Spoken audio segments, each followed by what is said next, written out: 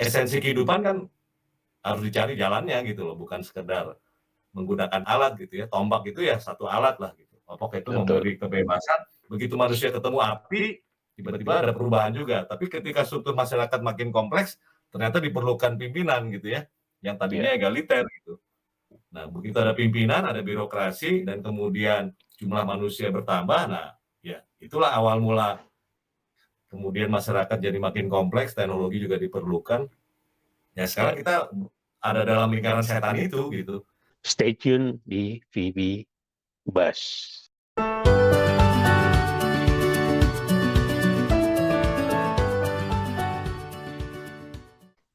One, two, three. Salam VB Bus.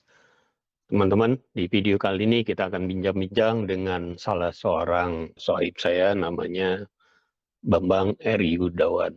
Yuda ini adalah arsitek alumni ITB tahun 1988. Dia meminati bidang-bidang urban design, peminat dalam semua hal pelestarian cagar-cagar budaya, termasuk mendalami yang berkaitan dengan history, sejarah, apakah itu sejarah arsitektur ataupun sejarah dalam arti yang lebih luas. Yuda juga merupakan salah satu pendiri kelompok arsitek muda Indonesia tahun 89 dan pusat dokumentasi arsitektur tahun 2002. Yuda juga pernah menjadi ketua IAI Jakarta 2 periode, 2000-2003 dan 2003-2006. Kemudian dia menjabat sebagai wakil ketua 2 IAI Ikatan Arsitek Indonesia Nasional tahun 2008 sampai dengan 2011 dan sebagai sekretaris Majelis Kehormatan IAI Nasional 2015 sampai 2018. Tahun 2012 dia dipercaya untuk memimpin kelompok kerja penyusunan rancangan Undang-Undang Arsitek sampai terbitnya Undang-Undang RI Nomor 6 2017 tentang arsitek. Bambang juga sudah aktif di tim sidang pemugaran Jakarta sejak tahun 2001 hingga tahun 2020. Dia juga merupakan anggota tim penasehat dari arsitektur kota yang disingkat sebagai TPAK Jakarta tahun 2004 sampai tahun 2014, serta menjadi tim ahli cagar budaya nasional sejak 2013 hingga 2023 nanti. Bang Yuda, tadi gue udah introduce tentang Bang Yuda. Ada satu lagi sih yang mau gue tambahin. Bang Yuda ini selama ini juga banyak menulis, ya kan, gitu. Nah, menulis buku atau artikel. Kalau zaman dulu kita nggak punya teknologi internet, jadi orang-orang yang tahu dia baru bisa baca bukunya, baru bisa baca artikelnya. Jadi ide kita ngobrol-ngobrol ini sebenarnya gue tuh mau menggali sebanyak mungkin dari isi kepalanya yang mungkin bisa bermanfaat kepada teman-teman di audiens Vibibas gitu, Bang Yuda. Siap, Ada siap. nggak kira-kira yang bisa ditambahkan untuk apa yang akan kita coba lempar? Sesuatu yang benar-benar Bang Yuda sebenarnya pengen benar untuk sharing ke siapapun yang berminat kepada tema-tema di Vibibas ini. Silakan, Bang Yuda. Ya, terima kasih. Selamat malam nih Melbourne nih. Kita terpancing juga untuk berbicara bukan untuk kepentingan hari ini atau kemarin ya, tapi melihat obrolan Pak Moju ke depan, kita juga memperhitungkan soal-soal bagaimana membangun literasi sebenarnya. Dalam konteks dunia digital dan analog hari ini, tentu seperti yang sudah dibicarakan, sering dibicarakan, digital dan analog ini kan bukan dua hal yang harus dipertentangkan, justru kepandaian kita untuk memanfaatkan keduanya, karena bagaimanapun juga dua elemen ini seperti juga yin dan yang, satu keutuhan yang tidak bisa dipisahkan gitu. Karena bagaimanapun juga jasad kita, cara kita hidup juga dalam dunia analog, tapi digital memberikan peluang-peluang baru yang memungkinkan kita menerobos dimensi-dimensi yang tidak pernah terbayangkan sebelumnya gitu. Ya khususnya dalam dunia literasi ada banyak percepatan yang bisa diraih ketika kita masuk dalam dunia digital. Hanya saja menjelajah dunia digital juga memerlukan kepandaian tersendiri gitu. Sama seperti Columbus mengarungi lautan Atlantik gitu. Tanpa kepandaian yang dia punya, tentunya dia akan tersesat. Nah, kebanyakan juga kita tahu bahwa dunia literasi di digital memerlukan stamina yang sedikit berbeda dengan kalau kita masuk dalam dunia analog. Nah, ketika masuk dalam big data dunia digital memang memerlukan kepandaian tersendiri untuk bisa menahan diri ya. Karena bagaimanapun juga manusia mudah tergoda. Nah, godaan di dunia digital jelas jauh lebih dahsyat daripada di dunia analog. Dengan demikian hanya orang-orang yang smart yang bisa mengarungi dunia big data itu dengan selamat dan menghasilkan satu pengetahuan yang bisa digunakannya dengan sebaik-baiknya. Sehingga seperti yang disinggung Pak Moncu, tidak sebagai konsumen, tetapi juga sebagai produsen, sebagai satu output yang memberikan outcome yang akan memberikan manfaat bagi banyak orang. Kalau sebagai konsumen, kita kemudian akan tenggelam pada teknologi memperbudak kita gitu. Tidak salah pada tingkat yang sangat sederhana, tapi pada banyak hal bagaimana dunia analog dan digital itu perlu dikombinasikan secara smart supaya kita menjadi nggak harus jadi manusia unggul ya, tetapi manusia yang bisa memberikan kebahagiaan pada banyak orang. Nah, syukur-syukur semua orang bisa membahagiakan dirinya sendiri gitu.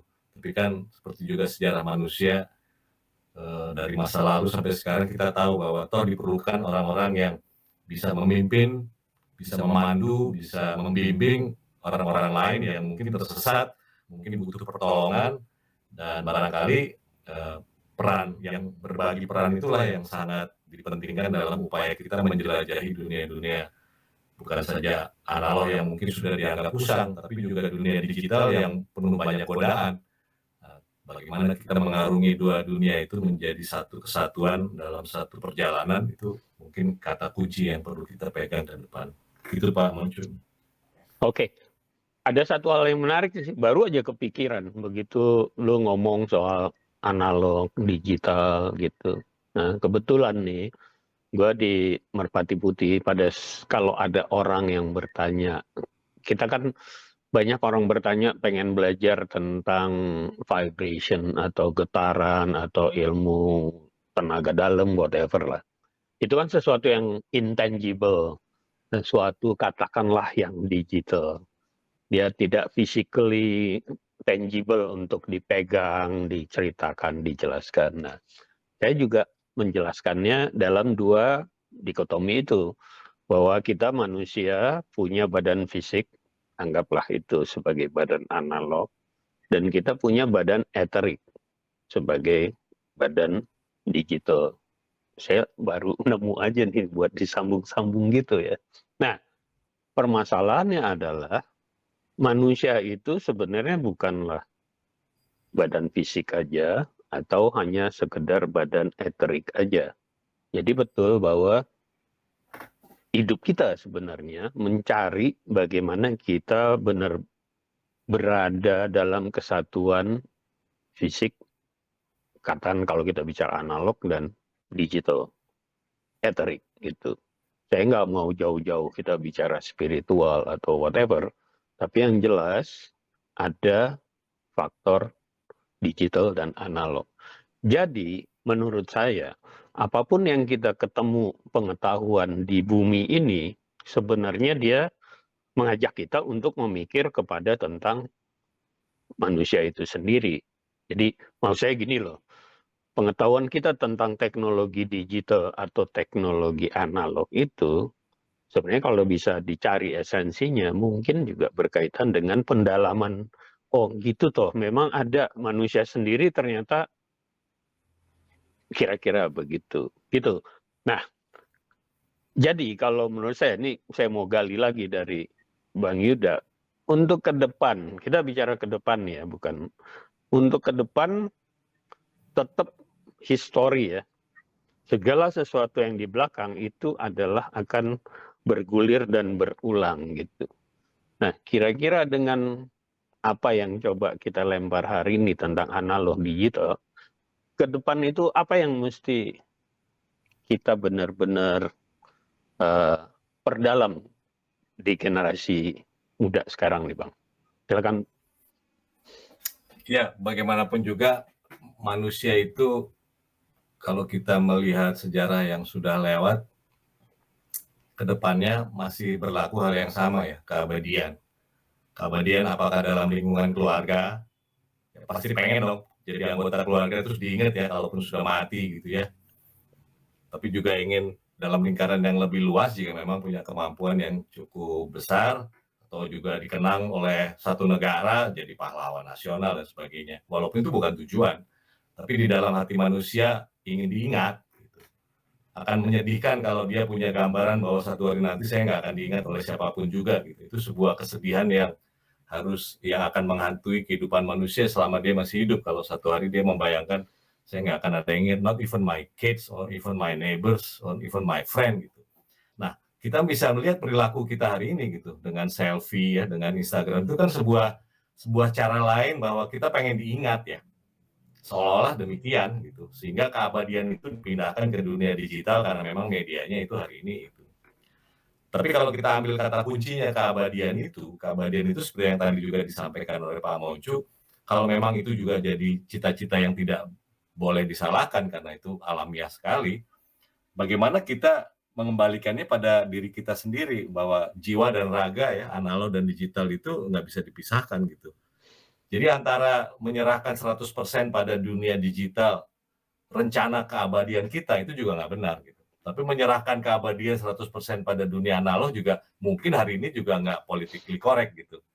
Jadi kembali lagi bagaimana kita menggabungkan dua dunia itu bukan sebagai dua hal yang terpisah, tapi justru merukunkannya kembali dalam kehidupan kita sebagai satu upaya menyatukan kembali sebuah wujud yang mungkin selama ini dipertentangkan sebagai dikotomi atau dua kutub yang berbeda.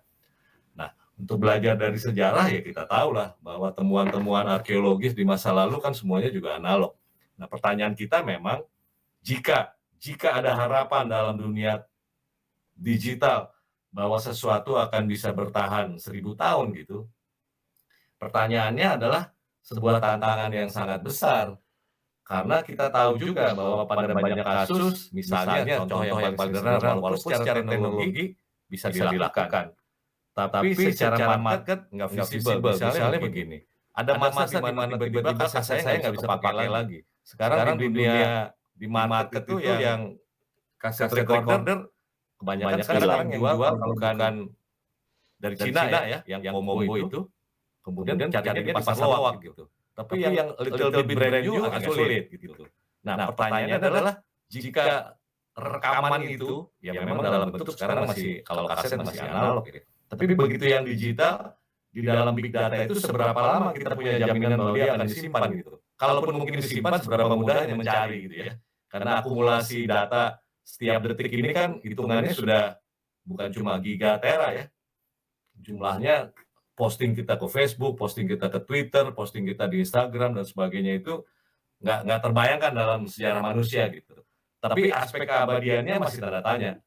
Bukan berarti kemudian digital jadi salah, nggak. Tapi kehati-hatian kita dan harapan kita tentang keabadian kehidupan kita manusia di bumi ini juga pertaruhannya seperti yang tadi Pak Monju sampaikan, tetap dalam kombinasi ya yin yang, jiwa dan raga tadi ya. Hanya dengan demikian mungkin kita bisa lebih bijaksana mengaktualisasikan diri untuk kepentingan kita dan semua orang, lebih bertanggung jawab gitu. Seperti yang tadi disebutkan, aspek informal itu sebagian besar masih menggunakan analog gitu, walaupun sebagian juga sudah masuk ke dunia digital gitu. Tapi ya itu realita Indonesia, mungkin malah blessing in disguise gitu. Justru dua dunia yang masih ada itu malah bisa menyelamatkan Indonesia ketimbang menyerahkan sepenuhnya pada dunia digital atau menyerahkan sepenuhnya pada dunia analog dan dianggap tertinggal. Tapi kemampuan kita mengkombinasikan uang receh dengan GoPay gitu ya, itu suatu situasi yang menurut saya cukup unik di Indonesia gitu. Saya pergi ke Shenzhen itu tiba-tiba uang cash saja nggak kepake tuh. Tapi ya itu pilihan ya, itu pilihan ya. Bukan berarti the end of the world, tapi kita bisa menimbang-nimbang mana yang lebih tepat buat Indonesia kalau kita bicara Indonesia. Demikian, Pak. Betul. Jadi saya setuju di satu sisi bahwa sebenarnya kita nggak bisa kiri atau kanan. Sebenarnya apapun itu adalah dilihat sejauh mana secara maksimal dia bisa membantu itu. Nah, saya ada satu pertanyaan yang menggelitik sebenarnya. Kalau zaman dulu ya, kita mau makan, kita mesti hunting berhari-hari, pakai tombak, bakar, segala macam, baru kita bisa makan. Oke. Hari ini, kita pesen GoFood. Waktu gue pulang nih ke Jakarta, bangun tidur langsung pesen ketoprak. Turun ke bawah, ketopraknya nggak ada. Gitu. Nah, dari percepatannya. Kalau kita bicara logika, dengan percepatan itu, harusnya ya, kesejahteraan juga, percepatannya juga meningkat dong. Tapi, kita hanya tetap berada dalam bentuk strata piramida. Jadi, dari zaman kita hunting pakai tombak untuk makan, di mana hari ini kita hanya tinggal pencet tombol, kita dapat makan, bentuk segitiga strata piramidanya nggak berubah. Nah, yang saya mau tanya, jadi apa gunanya gitu loh, maksudnya gini loh, apa gunanya dari tombak kita janjiin tombol, gitu kira-kira. Apa sih gitu, bisa Ya di sharing nggak, Pak? harus dibedakan antara kemajuan teknologi dengan kesejahteraan. Harus dibedakan antara kemajuan teknologi dengan perubahan struktur masyarakat gitu. Iya, Saya rasa struktur masyarakat yang abad 17, 18 atau yang dibaca oleh Karl Marx sebagai dominasi kapitalis kan masih ada sampai sekarang. iya, Lepas dari analog 100% atau digital 100%, struktur piramida itu masih terjadi. betul, Jadi kebebasan manusia tidak ditentukan oleh kemajuan teknologinya. Kita pikir kemajuan teknologi akan memerdekakan manusia. betul, Tapi sama seperti kapital yang dicermati oleh Karl Marx itu, ya teknologi itu juga kapital akhirnya. Dan siapa yang iya, pegang kapital, ya dia yang pegang kendali kehidupan kita gitu. Nah, memang persoalannya hari ini adalah yang sangat tricky seperti juga yang dijanjikan atau yang diramalkan oleh George Orwell, Big Brother Watching You. Ketika dahulu kita menyimpan data kita karena rahasia, sekarang kita umbar tuh semua data kita karena kebutuhan lain gitu. iya, Itu kan kita nggak perlu lagi CIA, enggak, nggak perlu lagi ada KGB di, karena tiba-tiba semua data orang tersedia gitu. betul, How stupid we are gitu maksud saya. Akhirnya dan kita nggak sadar bahwa itu sebuah kesalahan kalau kita lihat berkaca pada film-film James Bond tahun 70-an, Sean Connery, Roger Moore, data itu begitu mahalnya karena harus dicuri. Sekarang kita sebar luas, kita gratiskan loh.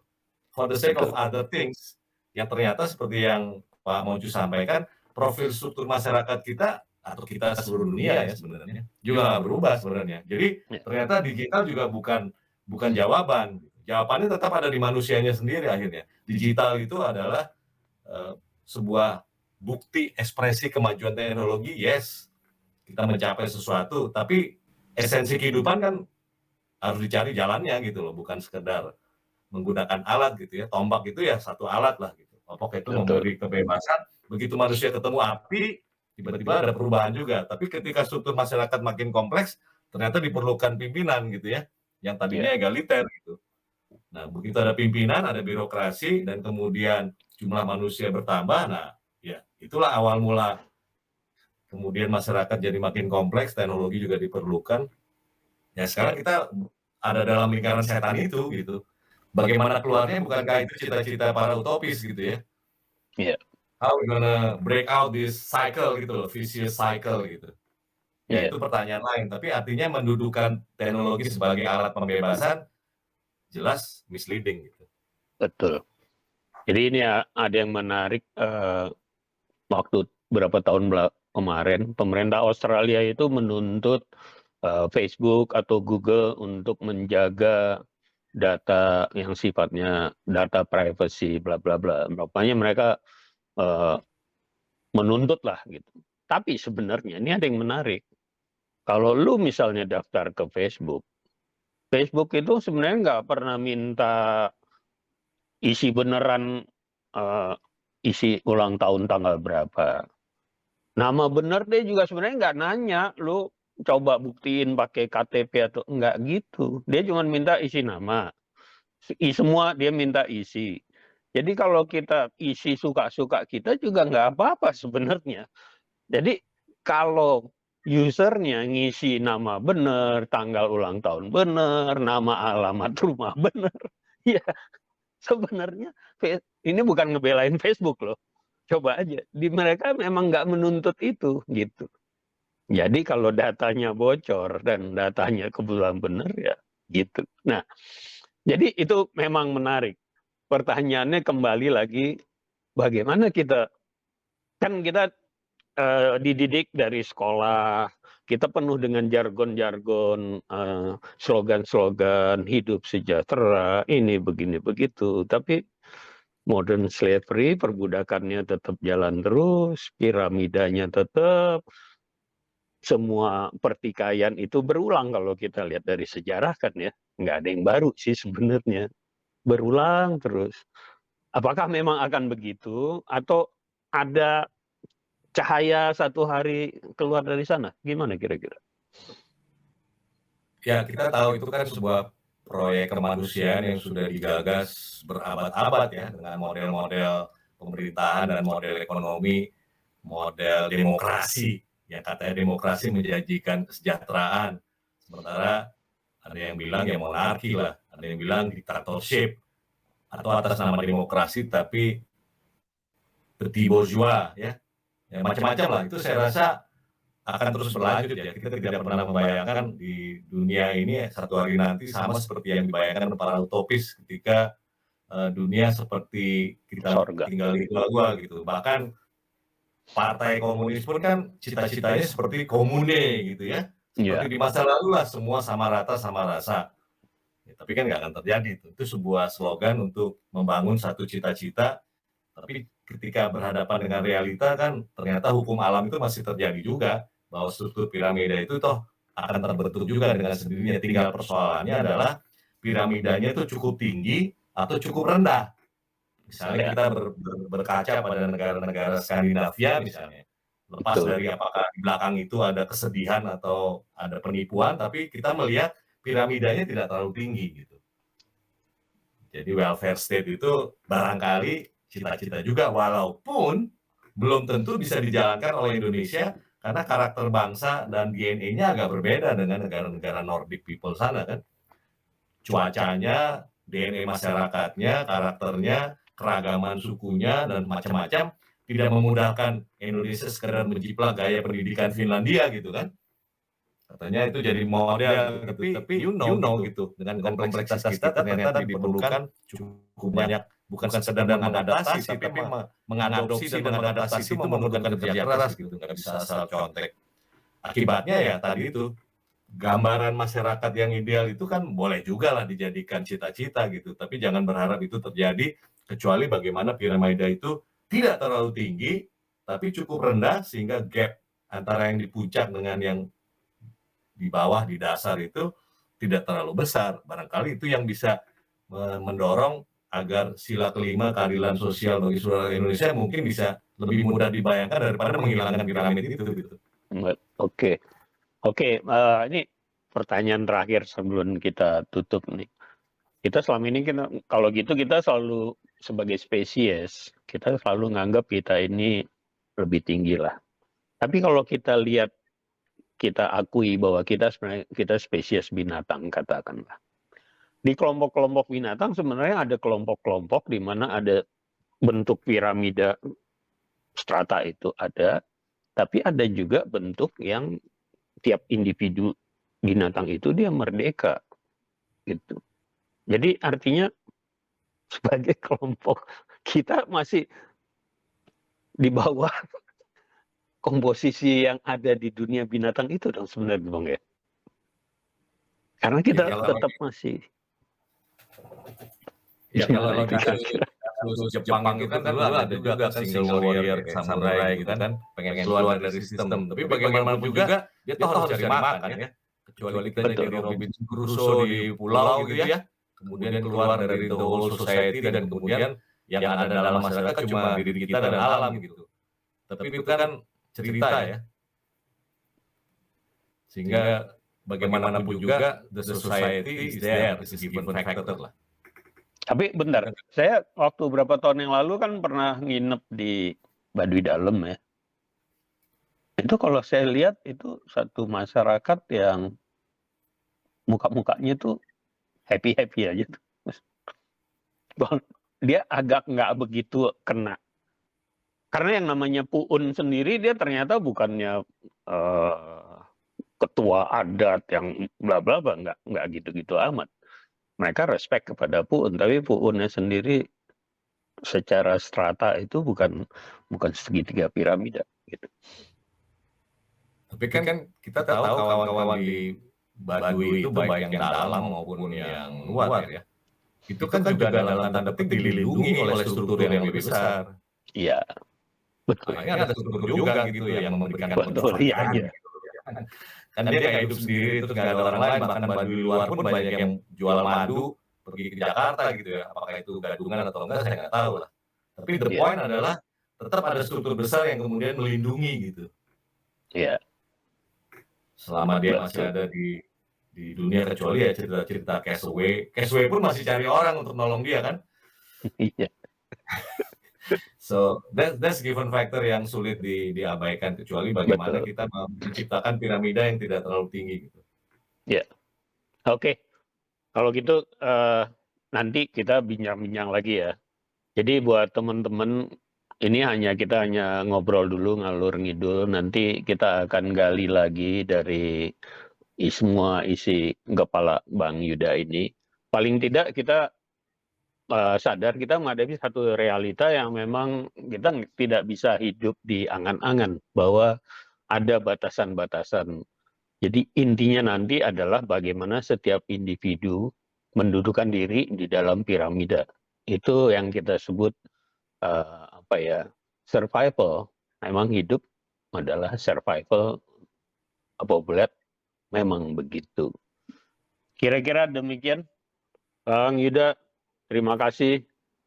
Selamat malam. Oke. Sampai jumpa. Thank you. Sampai jumpa.